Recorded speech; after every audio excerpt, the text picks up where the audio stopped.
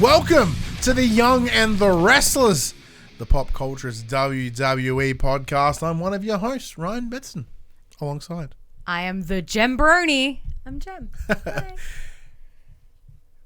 There's been a change. A new era has not just come across WWE, it's come to the Young and the Wrestlers. That's right. Not just one show anymore these days, ladies and gentlemen. You now get two, maybe three. Possibly three. Four. That's right. You double the amount of the Young and the Wrestlers each and every week. So previously, we would release the show on a Friday. It'd be a combination of the SmackDown and the Raw. But nah, mate. Nah. Things needed to change. Things needed to be moved around. Yeah. So now you get two shows, as I said. You get one on a Tuesday. You get a two on a Thursday. That's 8 a.m. podcast services. 9 a.m. YouTube's Tuesday, Thursday, Wednesday for a pay-per-view. That's right. So much wrestling to get your little hands on. Oh, and all in a smaller chunk too. It's nice bite-sized pieces. That's always an bonus. But if you want to join that wrestling conversation, head over to facebook.com/group/thepopculturist or the Discord channel, or harass us on Twitter. All those links are down below. If you want to join the conversation as it happens, head over to patreon.com/thepopculturist. Support us at any dollar value. You can get the ability to watch us record this show as well as our PlayStation show for the players live. Get to chat, tell us about the things, and it was good fun.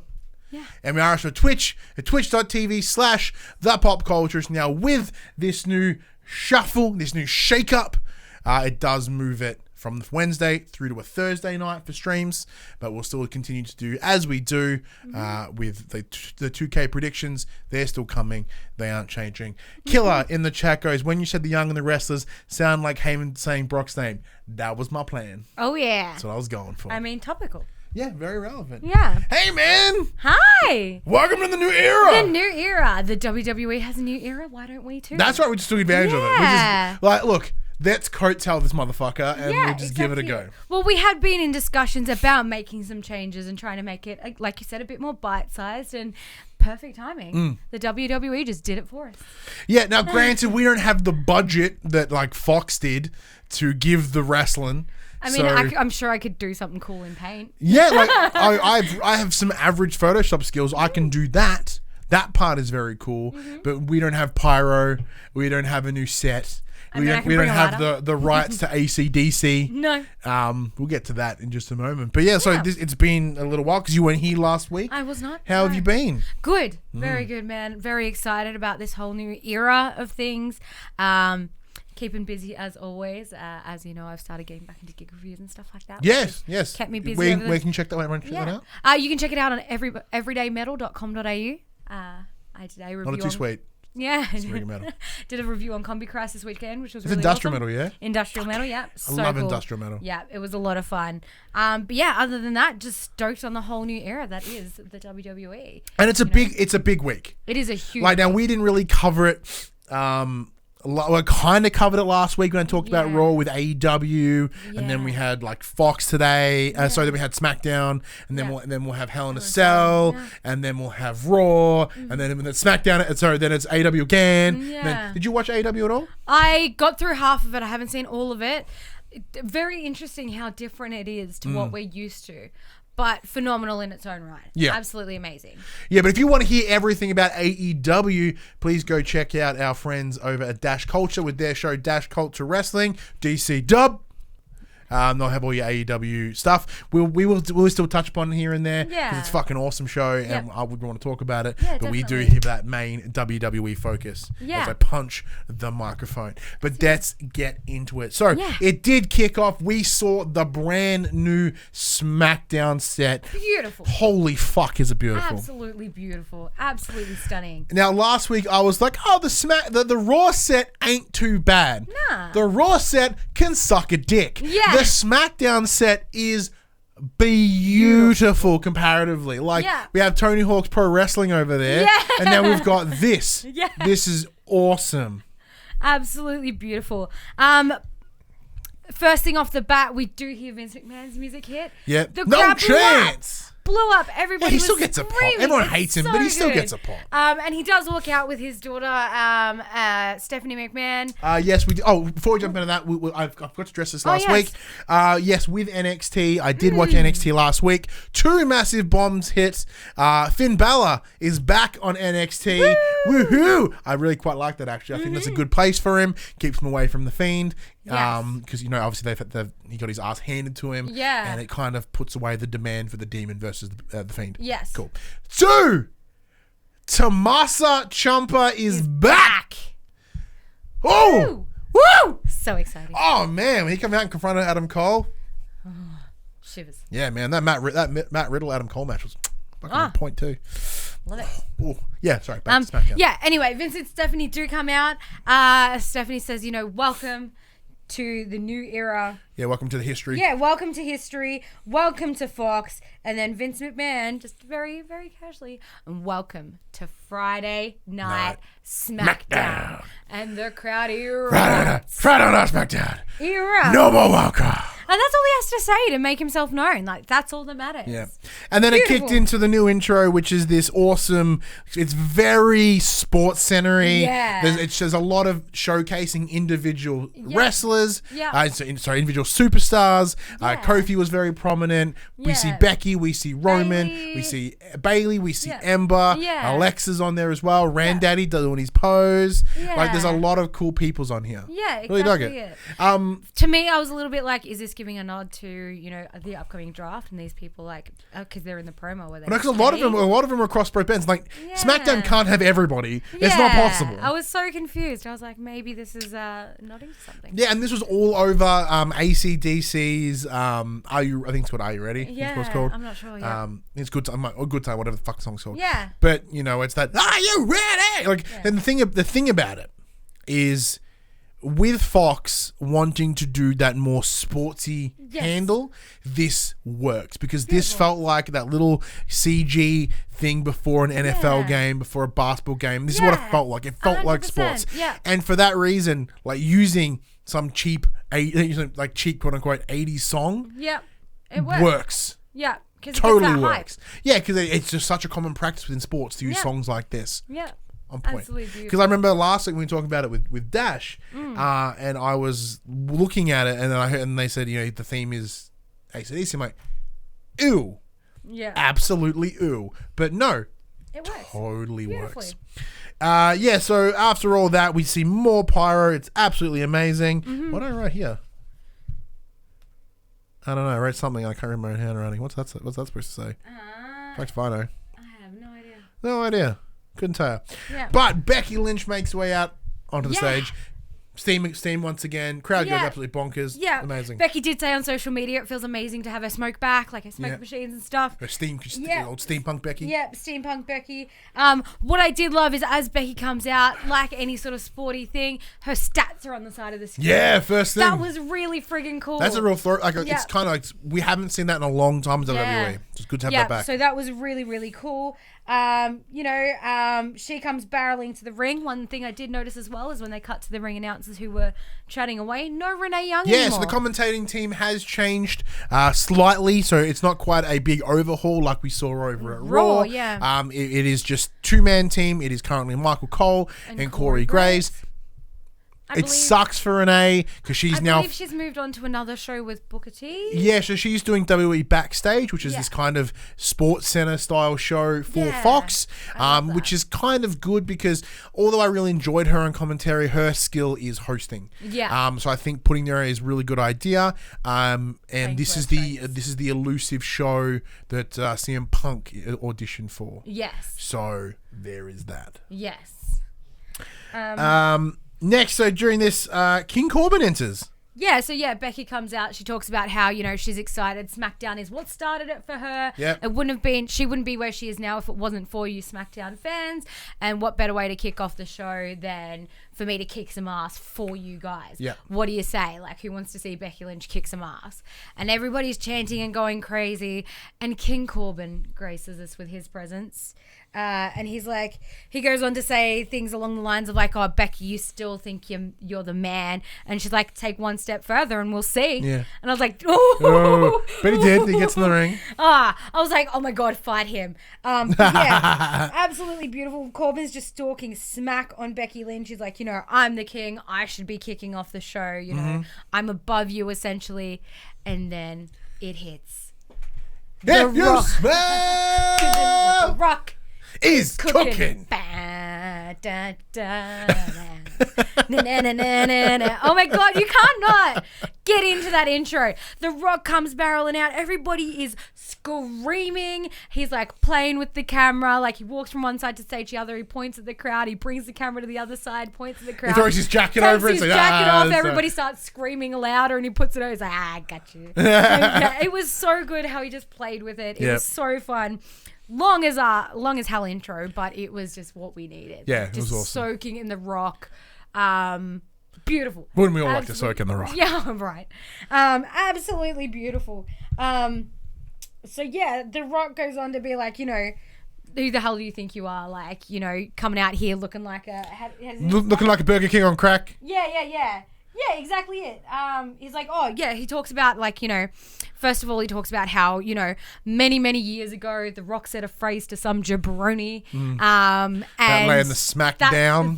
Laying the smack down, and that made this made what it is today. And you come out here looking like a broke-ass Burger King on crack, and then everybody starts chanting Burger King. It's great, like Burger King. And like, Corbin looks so hurt. He was like, hey, like, it's all man. Yeah, and he was like, finally, The Rock has come back. And then pauses for a solid minute. And his eyes start welling up. Yeah, and you can see he's trying not to break a smile. He's trying to keep straight-faced. And everybody's like, to Los Angeles. They were at the Staples Center in Los Angeles, California. And he's just like, home. Beautiful. Yeah. Absolutely beautiful. Corbin cuts him off and he's like, hey, like, that's all cool and all, but you're not the great one anymore. You're not the people's champ anymore. Like, I run this. I am above you. I am above you. Dishonor on you. Dishonor on your cow. Basically. And he's like, and he starts ripping off like, all of The Rock's like phrases, and The Rock cuts him off and he's like, look, you come out here looking like a 35-year-old virgin at Comic-Con, which I thought was beautiful. And he's like, we're going to give you a new nickname now. And it's like, everybody's going to start chanting it, and it's STD. Yeah, so there's like, you come out here like you're some sort of, I don't know. And Becky's like, super tough dude. Super tough dude, yeah. It's like, yeah, super tough dude. STD. STD. And everybody starts chanting STD. Because he's a disease. Yeah. Like, as in, like, so every time that you come out, yeah, you are now to be an STD. Yeah. And The Rock goes on to be like, you think you're better than the man? You think you're better than the great one? Is that what you think? And Corbin goes to say, he's like, oh yeah, I think. And Becky cuts in with, it doesn't matter what you think. Beautiful. Did forget to mention, Becky Lynch and The Rock had this cute little... The little hand the little handshaky thing was a bit of fun. Cuts in with it doesn't matter what you think. And then, The Rock goes on to be like, well, how about, me and Becky Lynch lay the smackdown on King Corbin here. Yeah. So, Corbin's like, all right, let's go. So he takes off his garb and stuff like that, and then just gets his ass handed to him by Becky Lynch and The Rock. Yeah, it was awesome. So first we get the People's Elbow, followed by a little bit of Dawson. So Becky goes on the attack first. Rock bottom. Yeah, so People's Elbow, and then Becky does like a spinning kick, and then a big old kick to the face to get him back over the Rock side. Big old Rock bottom, and then he finishes it out with a if you smell The Rock is cooking, and then that's it. Make it out. Yeah, it's like, it's way better than we can explain it. Like, it is, the energy that you feel sitting on your chair at home is like insane. The energy from the crowd, you have to watch it. It was so good. Like, you have to go back and enjoy the laughs and enjoy the fun and laugh along with Becky and The Rock. Like, it was just... It was huge. So I was, great way to open a show. The great thing about SmackDown now is the timing is awesome. Mm-hmm. It's 11 o'clock on a Saturday morning now with daylight savings. Yeah. So like, it is Saturday morning wrestling. Yeah. So I was watching with my kid. We had breakfast. Yeah. We watched the wrestling together. So it was absolutely awesome. Yeah, it was so good. They come back from the ad break they show that Lita and Trish are ringside, which is awesome. Big fan. Before this, they did show a little bit of Sasha and Bayley backstage, announced that Sasha and Bayley will be facing Becky and Charlotte tonight. That's right, in the a Four tag Horsewoman team match. Yep. So this obviously being a women's match, they show us Lita and Trish together ringside, which even I was like, yay! I went, I literally went, same. I was so happy with myself. I was so excited. I was like, yes, like this is what I want to see with this match, knowing this match is coming up next. Yeah. Absolutely beautiful. They obviously Sasha's music hits and they have those like, look, I'm not a fan of it. The 3D like legit boss effects. The big AR things, yeah. Look, it's good on like pay-per-views and stuff like that. Yeah, but saying that though, this is what gave it a pay-per-view feel. Yeah, and that's true. And that's really awesome. Yeah, no, you're not wrong. Because it showed a couple of things. It showed that there was money in this, that they care, and they want this to be something awesome. Definitely. Sasha had some pyros, which was awesome. It was really cool. So this brings us into that match. Beautiful match. It was awesome. It was a phenomenal match. Great first match of the night. There was a vicious natural selection from Charlotte on Sasha, I believe it was. It was on Bayley. Like she sort of like kicked her down and then just smashed her face down. I was like, whoa, holy shit. Like they were going for all. Like obviously moving to Fox, it is a big thing. They're showcasing their best. They are giving their all. It was beautiful. It did end with Bayley getting the submission with a tap to Charlotte's figure 8. Yeah.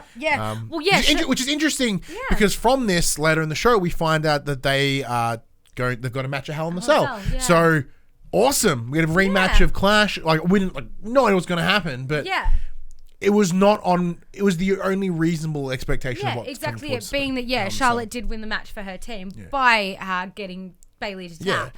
She's earned herself that rematch. Yeah, 100%. You know, it's no automatic rematch clause here. She earned that rematch by pinning the champion. Yeah, and similar to as she did around Clash, there's a lot here. Like Bayley needs to demonstrate that she is that strong champion, and on top of that, Charlotte, this could be her 10th championship. It could be, and Charlotte, phenomenal athlete. Like earlier in the night, she did a moonsault from the top rope to the outside of the ring on Sasha and Bayley. Like, Charlotte's clearly giving it her all. So she's proving here that she is a strong competitor, and she's. Well, we knew that. Charlotte has never given any reason to not think she's awesome. Yeah, and that's the big thing here. Like she always goes hard, and there's a reason that she's 2. Well, I guess she was at 9. That makes her 2 championships ahead of anybody else in terms of their record.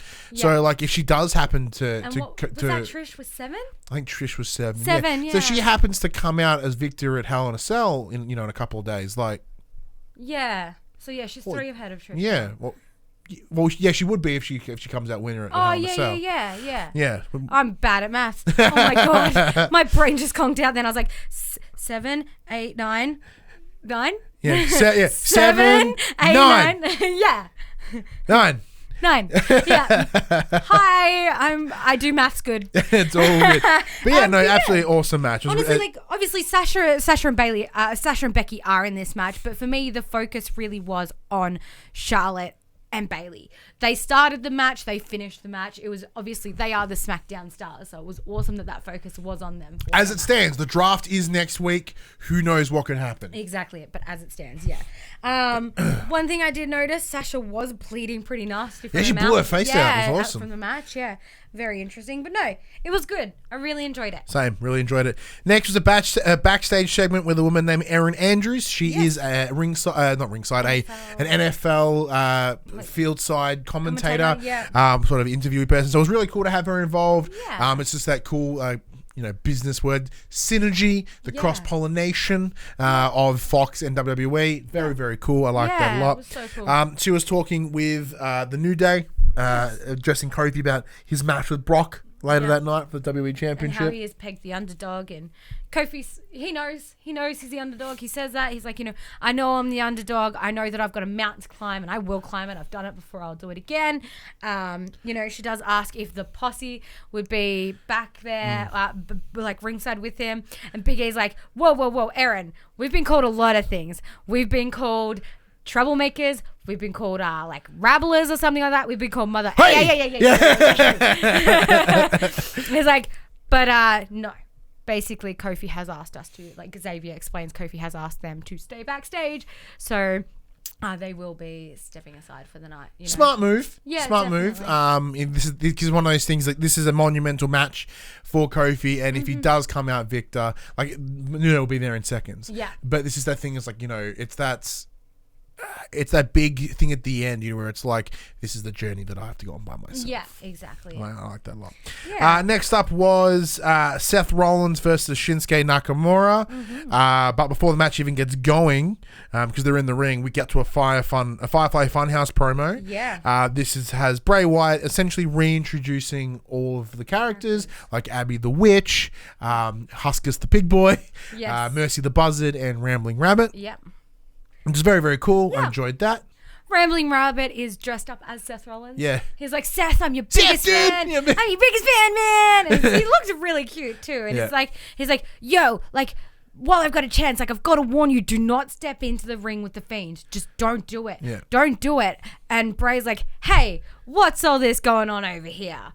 And he's like, if you think this is going to happen to Seth, instead of like telling him what we think is going to happen, let's show him. Yeah. And then all of a sudden he's got Rambling Rabbit in this little like bird cagey looking thing, and playing the part of the Fiend is Mercy the Buzzard, and he just gets in and just rips eats the shit out. just rips him apart. There's foam flying all over Bray, and he's like, and he's like, Seth, you should look away. And there's all this fur, and then he's like, whoa, like, take it easy, while Mercy's still chewing on this body, and like pulls the thing out, and he's like, you okay? And he like holds the body up. Yeah, it was And then super the awesome. hand, and he's like, gee, like, I don't know what to do. See, this makes total sense. The Fiend is, as we talked about, is one of the most over things in wrestling right now, period.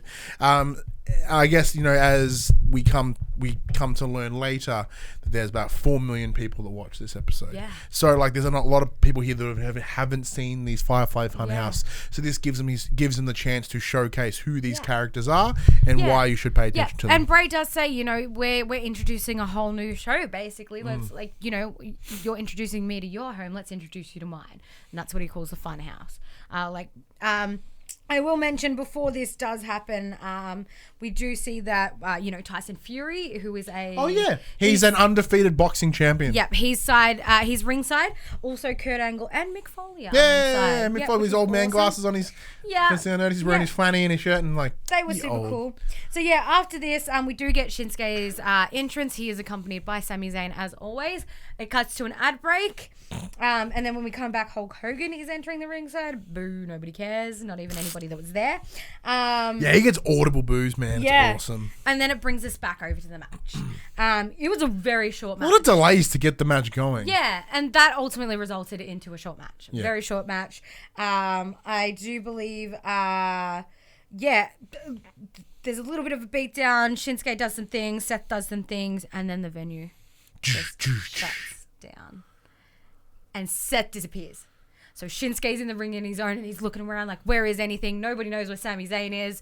Seth's at the top of the ramp. You can see from the little things behind him, and he's like freaking out and looking around. So seeing those lights when he went to fucking leg it. Yeah, he's like, I'm gone. I know what's going to happen here. And like, obviously history dictates that things happen up on the top of the stage. And he's like, no, Shinsuke will get attacked. And then bam, Fiend out of nowhere, just mandible claw and takes him out. Oh. Beautiful. If this is any indicator what we're going to see at Hell in a Cell, oh boy. I know. So excited. The excitement is real here. So excited. So we do get, after this, what they call the progressive match flow recap of the whole ordeal for Kevin Owens and Shane McMahon. Yeah, so Progressive is the sponsor for this episode. They are an insurance company. Yeah, they are an insurance company. They give the recap of what's been going on the last couple of weeks, obviously to catch anybody new to the Fox episodes of what's going on for this match.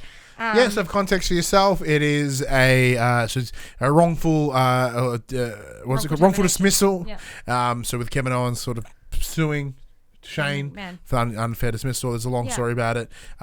This match, which is a ladder match, will dictate the win. Like, whoever loses is fired. Yes, exactly it.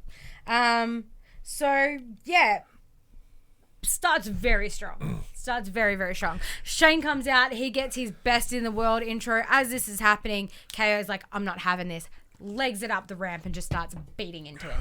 It is a no DQ match, being that the only way to win the match is to get up a ladder and no countouts and stuff, because, yeah, you've got to get that case. That's the only way to win. Vicious match. Dude, this match was a spot fest. These guys were just like, they weren't here to scuffle. They were here to, we're going to go big and just fuck each other up. Yeah. That was their plan. Yeah. There was a huge ledge drop. Shane McMahon. I listed the big spots here. Yeah. So first it was far on the ramp. Then there was a coast to coast from the post to the table. Shane McMahon blew apart Kevin on the table. I think it was a leg drop, not a coast to coast, because coast to coast is like the kick in the chest. Oh, it may have been a leg drop. Yeah, my so bad. it was a leg drop onto that table, fully collapsed. Yeah, then there was Kevin Owens did the ladder was on the barrier to the ring. He did big frog splash, blew it apart, broke it in half. Beautiful. Yeah. Then we saw a coast to coast from the right side back ring post to the back left. By Shane had locked Kevin in with a ladder right into the chest meats. Big old kick. And then there was the big power bomb from Kevin to Shane on the right after. So what happened was, when Shane got that coast to coast, Kevin Owens has rolled out of the ring. Shane's capitalized. He's like, shit. Sets up the ladder, starts climbing. Next minute, KO's on him. Yeah. So we should mention there is a ladder draped across the front left. The ring. So there's across the ropes. Yeah. So KO does get Shane on his shoulders and just power bombs him straight into it. Flies up that ladder and gets that case. Yeah. And excitedly, he's bashing his head against the case. He's super excited. He gets a microphone and he grabs Shane by the face. And he's like, Shane McMahon, you're fired! Beautiful. Oh, I thought it was fantastic. Absolutely saying that, though, brilliant. And then stunners him. Yeah, beautiful. Even better again. So good. Absolutely killer match, man. It was just awesome. And I guess it came down to them just wanting to do big shit to hurt each other. That was their plan. Exactly, that was their goal. And it worked. Like when that power bomb and it didn't damage the ladder, it just made Shane bounce. So he takes double and hit. the way he was like that draped over and outside the ring almost. Exceptional. Vicious. Absolutely a fantastic match. Absolutely. May even be match tonight for me. And exactly what we wanted to see. Shane McMahon is gone. Yeah, actually, let me do a quick. I think that may be my match of the night. Yeah? Yeah, it was. 100%. Yeah, I can say that for sure. Honestly, I agree. Yeah. So next we get another snippet of the Snickers who are promoting as well, like they're a sponsor as well. Common, very frequent sponsor of WWE. They show a 20 years of SmackDown snippet, because we are on 20 years of SmackDown. So it's just videos from all the things that happened on SmackDown over the past 20 years, which was beautiful. Dude, all nostalgic. Yeah. And before this, there is a video footage of Kayla Braxton waiting backstage. For Brock's locker room? Yeah, in front of Brock's locker room, which we do come back to her with the advocate, Paul Heyman. And she's asking, I can't remember, somebody's name said something, and he's like, I don't care what they said, and I'm going to show you why. Show the package. And it shows the footage of what Brock Lesnar did last week to Rey Mysterio and his son Dominic. Absolutely annihilated them. And he's like, Bray was in Brock's way, and that's what happened, like why what happened to him happened. And Kofi is in Brock's way, and the exact same thing is going to happen tonight. This is what happens when you get in Brock's way. And he's like, you will hear tonight that, again, your reigning, defending, undisputed world heavyweight champion is Brock Lesnar. That's not a spoiler. It's not a That's not a prediction. That's a spoiler. Yeah. Yeah. Target, man. Paul Heyman's so fucking good. He's so good. Next up was an interesting 8-man tag match. It was Heavy Mech and Miz and Braun versus AJ and Randy Orton and Rudolph, which is Bobby Roode and Dolph Ziggler. I lost control of it really quickly because there's so much happening. It was chaos, man. It was absolutely chaotic. The only things I do remember from this were Braun did the runaround and took everybody out. The only person that was in the ring was Dolph. So Braun was like, I'm going to do a runner. And everybody's like, yeah. So he runs through everybody, obviously not his teammates.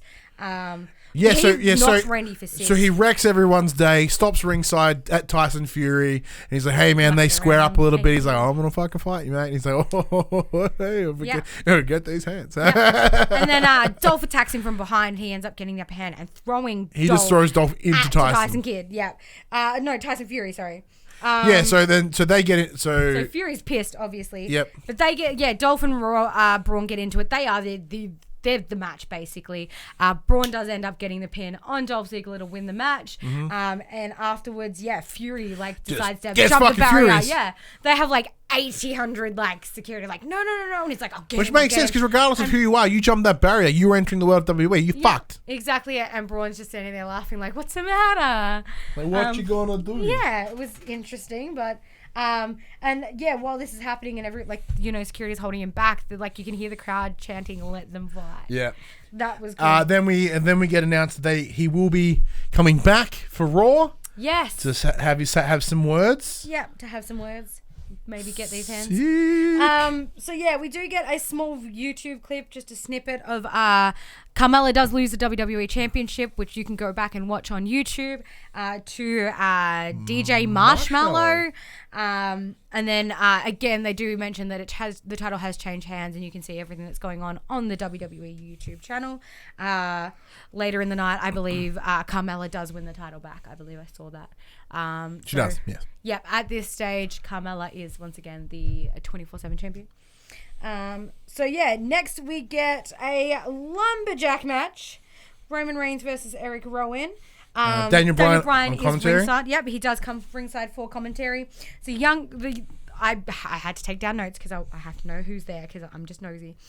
So the lumberjacks were Andrade, Shelton Benjamin, the OC, so Luke Gallows and Carl Anderson. The Revival, so Scott Dawson and Dash Wilder. Yep. Ricochet, the B team. Mojo Rawley, I think, was there as well. Was Mojo there? No Way Jose, Hawkins and Ryder, Cesaro, Shinsuke, the Viking Warriors, Chad Gable, Cedric Alexander, Titus O'Neil, Apollo Crews, Ali, and Heath Slater. So that was 22 dudes. Yeah, it was surrounded. Yeah, 22 dudes. Brutal match, in the sense that whenever somebody got thrown out, they got the shit kicked out. Well, that's the whole point. So the lumberjack match is to have all these guys on the side. They are to prevent from if they ever get there, you get them back in. There's no way out. Yeah. So I believe Roman Reigns comes out first, and they all start attacking them, and all the other they guys start attacking them, and they throw him back in. Yeah, they're the other guys get involved. No, this is not how they work, and they throw him then back in. Rowan comes out, and they go, and he just wrecks shop. They just try to throw him in. These guys weren't trying to be bad or anything like that, like Ricochet and that. They're just trying to get him back in the ring, and he just wrecks shop and wrecks all of them. As the match progresses, Luke Harper finally shows up, and all of the lumberjacks go for him, and he just starts wrecking house, and they all try and take him down, and then Erick Rowan goes out and starts wrecking house, and then Daniel Bryan gets involved and takes out Harper. Harper comes out of nowhere too. Harper comes out of nowhere too. Yeah, and the other Bride's like, no, fuck this noise, and then just comes running in. And then, while this is all going on in this one section right near the ramp, Roman Reigns gets on the top rope and just suicide dives into everyone. Flies. Yep, absolutely flies, takes out everyone. And then Rowan just picks up Ali and throws him at Roman Reigns. Uses an entire human as a weapon. It was beautiful.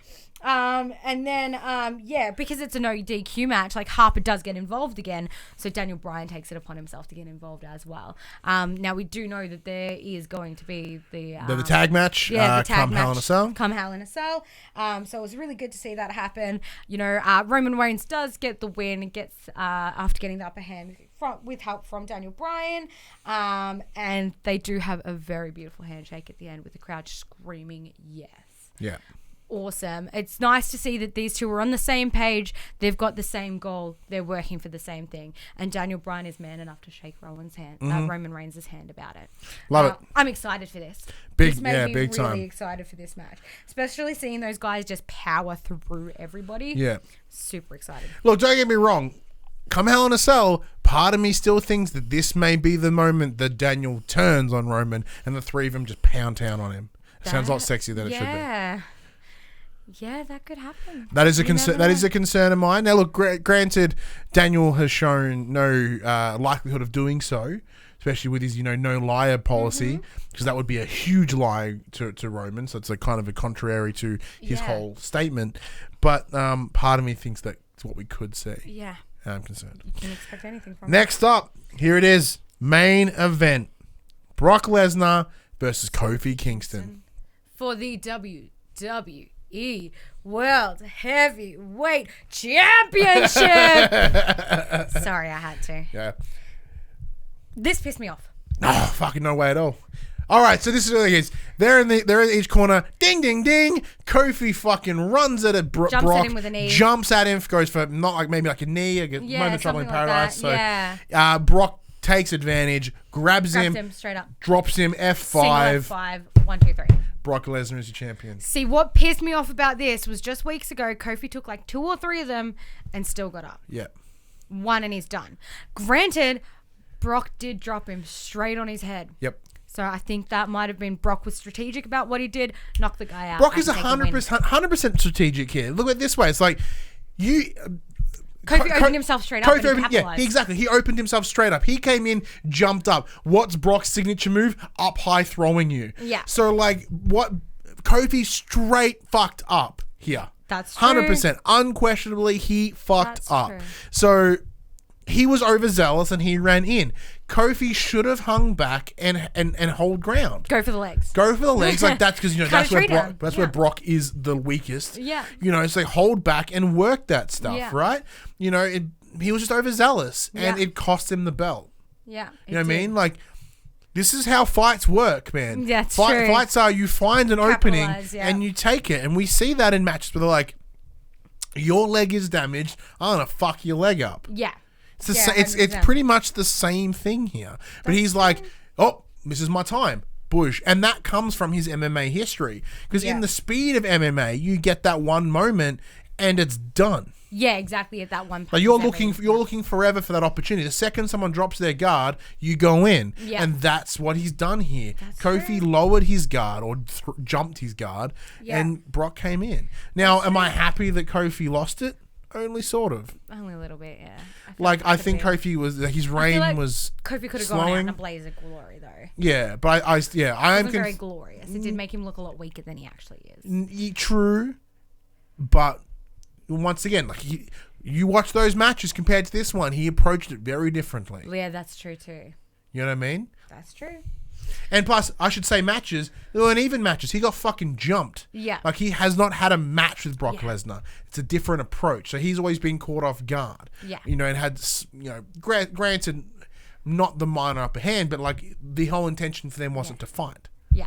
Speaking of getting jumped, though, Rey Mysterio comes out in a sling. Obviously, we did mention what happened last week when on Raw, when Ray and Dominic did get jumped by Brock Lesnar. Oh, so we should just jump in there with Killer, though. Killer goes, this annoyed me. The match should have been longer. Main event ruined. I still disagree. Yeah, look, I think it still could have been a fast match, but it could have been differently fast.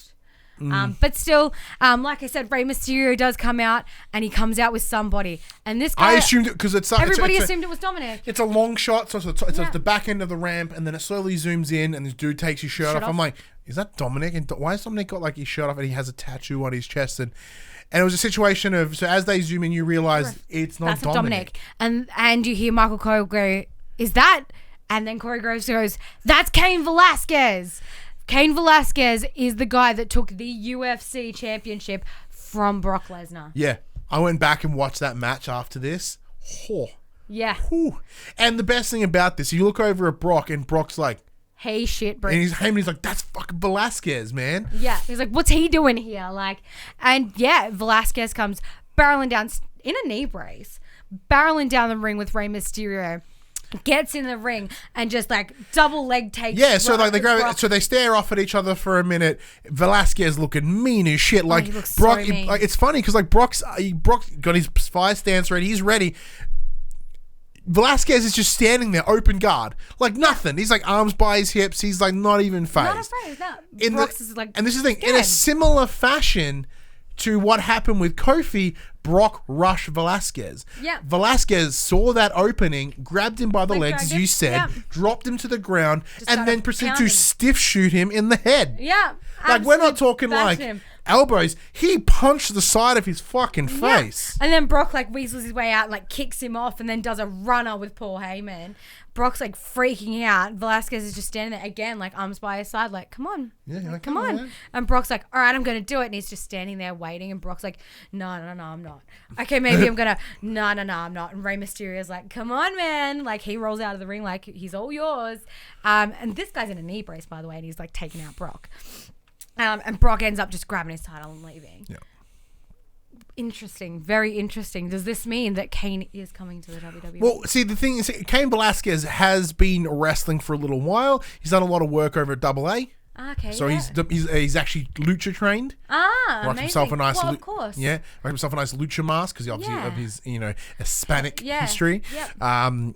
Awesome. Yeah. Fantastic. That's really cool. One thing I did mention, I was talking to somebody about it while I was watching it, and I did say like Velasquez looks like a larger Rey Mysterio with eyebrows. And a tattoo that says Bronx Pride. Yeah.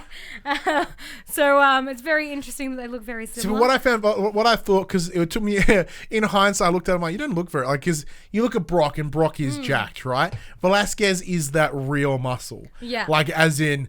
He looks Like like he's strongman got a little type flabby, muscle. he's got a little bit of like hanging over his belt, but you can see that there is a core strength in there. Yeah. And it's demonstrated here. Like was Brock, once Brock left the UFC, he could get a little bit more of those vanity muscles, you know what I'm saying? Exactly. He's not, because I watched that match of him against Velasquez. And yeah, like he looks completely different. He's the trimmer, but he's more agile because of it. Where here he's just like, I'm just going to jack my top because I can. Yeah. Basically, that's the peak physique according to Vince McMahon. So how do you rate this? Honestly, I was impressed with all of it. Even though there was that little downside, I wasn't too happy with that end match. I would straight up give it 2 Kurt Angles. Look, I'm just going to put it out there. That's 4 Kurt Angles! 4 Kurt Yeah. Angles. That was absolutely Beautiful. fantastic. Amazing start to their show on Fox. Yeah. Their best rating so far, I believe. Yeah, 4 mil. Yeah, so they did amazing. I'm excited to see what SmackDown has to bring. Obviously, they've started strong. They've got to keep that strength up, and I'm really excited to see, obviously, what the draft brings in and how it all sort of changes and keeps it strong. Like, 100%. Like this has the potential to be something amazing. The way they set this up, it felt like it felt like a pay-per-view. Yeah. But pay-per-view on TV. Yeah. And that's what I really dug about it. Like you can tell there's the money, there's the support, as I said before. Like it was on point. Yeah. Matches were fantastic. Even the 8-man tag, which had no build-up, still delivered something amazing. Yeah. Although controversial, I liked the Brock Lesnar finish. I thought that was good. As I said, Kofi made a mistake, and that's what it takes. It takes that one moment. You're not wrong. And One I want to mistake see. I'd makes love to see what the difference. fallout of that is within Yeah. Kofi. Whether Kofi gets another shot. Yeah, I'm interested. With no automatic rematches anymore. Yeah. Like, what does that mean? So that should be fascinating. I'm a big fan. Yeah. I love it a lot. I can't wait to see what happens next week. Yeah. One downside though is, aside from the Charlotte Bayley match, there has been no more matches added to Hell in a Cell. No. So we are like a day or two removed from Hell in a Cell. Yeah. With nothing. no idea aside from four matches. Yeah. So presuming it's like a 3-hour pay-per-view and 4 matches. Yeah, they're going to be some long-ass matches. Either long-ass matches, there's dead air, or they randomly Long-ass. pull matches out of their butt. Yeah. Or some long-ass backstage segment. Yeah, just lots of backstage stuff. Lots of 24/7 stuff. Yeah, just just 24/7 everything. possibly. Yeah. Yeah. But yeah, man. Well, speaking of in that 24/7 thing, we did see the Bella Twins. That was a really nice surprise. Yeah, that was a nice surprise seeing the Bella Twins there. Yeah, very, very cool. But yeah, other than that, Yeah, so that brings us to the end of our show. Now, because in this new era, there's there will be dirt sheets for every episode moving forward, but because of this quick change, and we are on PAX week. Our good friend Dash has been quite busy getting ahead as of so we've squeezed this in an adapted schedule, so it's a bit tougher for us. Yeah. We've really bad time of the year to really make this change happen, but it worked in our favor. Yeah. So no dirt sheet this week, and because we'll be recording Hell in a Cell probably tomorrow. So we probably won't have a dirt sheet then either.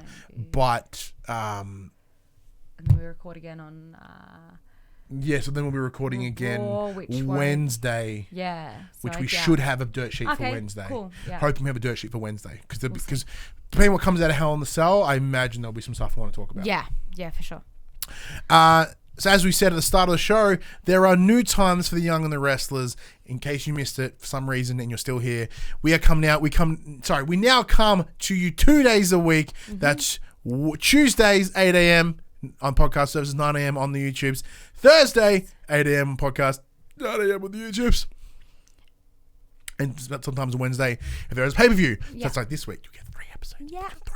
Yep, and in bite-sized pieces now. Yeah, nice smaller pieces, even though we still go long because we get excited and we chat. Yeah. But we're trying to keep it under an hour where possible. We don't have to give this spiel every time either, so that'll definitely so that's lengthened it. Like we will trim it down as we go. We don't have to explain it once it becomes a thing. Exactly. But speaking of that, though, as I said, it is PAX weekend. We will be around, both Jem and myself, as well as the other members of the PopC team. That's Josh, that's Dylan. We will all be there running around filming. We're guaranteed to be over at the 2K booth because they will have WWE 2K20 there. Yeah. We'll be over there getting all hands on that stuff. Oh, yeah. So if you are around, you do spot us, please say hey. We're happy to have a chat, talk wrestling with you. It'd be amazing. Because MCW is that weekend as well. It is, yeah. Neither you or I are going. We have other commitments, so we can't make it, which is a bummer. But Will Ospreay just got announced that he's coming. He did, yeah. Fucking That's huge. Really huge. Fantastic. Really Absolutely fantastic. Yeah. But so we keep doing the rest of the spiel, don't we? So if you want to join that wrestling conversation outside of PAX, like just any other time of the week, head over to facebook.com/group/thepopculturist, the Discord, or harass us on Twitter. All those links are in the description below. If you want to support, if you want to watch and join the conversation as it happens, head over to patreon.com/popculturist. Support us at any dollar value. Get yourself a nice little sneaky link. You can watch us record not just this show, but as well as our other show, that's the whole thing. For the players, the PopC PlayStation show live as well. And now you get more live shows a week. Yeah. Just the same amount of dollar dues. Yep, exactly. Fucking win-win, right? Yeah. But if you want to support us in more one-off fashion, head over to popculturist.com/shop. We buy shirts and other assorted shit with our logos on it. And we are also on Twitch at twitch.tv/thepopculturist. Heads up though, our Twitch date will be changing from Wednesdays to Thursdays to accommodate this new change. The new era of the Young and the Restless is upon us. Get excited in the front area. That's probably a good place to get excited, where it happens a lot. Excited in the brain, excited in your armpits, wherever, just everywhere that like can get excited. I just want to chuck in a side note and let you guys know that the For the Players has not changed. That's not moving on. That's stayed the same. It's just the Young and the Restless. That's way too. That's been there for 130 episodes. That's not moving. Yeah, that's not moving. Nah. Come hell or high water, that's changing. But anyways, I'm Ryan Betson. And I'm Jem Brony. And we'll see you for Hell in a Cell. Bye. Done. Beautiful. Burn out. Burn out.